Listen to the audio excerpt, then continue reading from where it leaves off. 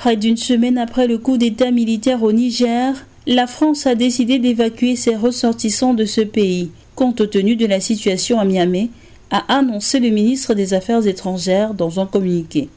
L'évacuation des militaires français postés au Niger n'est pas à l'ordre du jour, a indiqué mardi l'état-major des armées. Mardi, quelques 600 ressortissants français présents au Niger ont été rapatriés, a annoncé le ministre des Affaires étrangères. Un chiffre qui ne prend pas en compte ceux en vacances et se trouvant pour le moment hors du pays. Le Quai d'Orsay justifie cette décision par les violences qui ont eu lieu contre notre ambassade avant-hier et la fermeture de l'espace aérien qui laisse nos compatriotes sans possibilité de quitter le pays par leurs propres moyens, précise-t-il.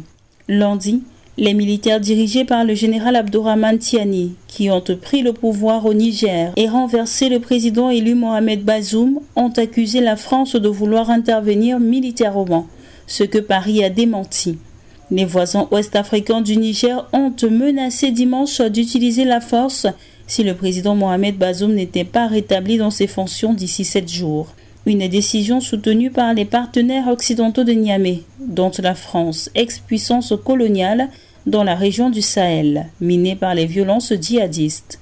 En réponse lundi soir, le Burkina Faso et le Mali ont affirmé que toute intervention militaire pour établir Mohamed Bazoum serait considérée comme une déclaration de guerre à leurs deux pays.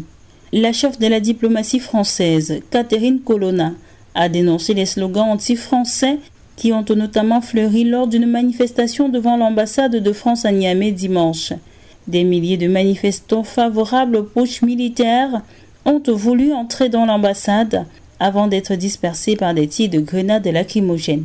C'est la première fois qu'une telle évacuation massive de Français a lieu dans le Sahel, où d'autres coups d'État se sont produits au Mali et au Burkina Faso depuis 2020.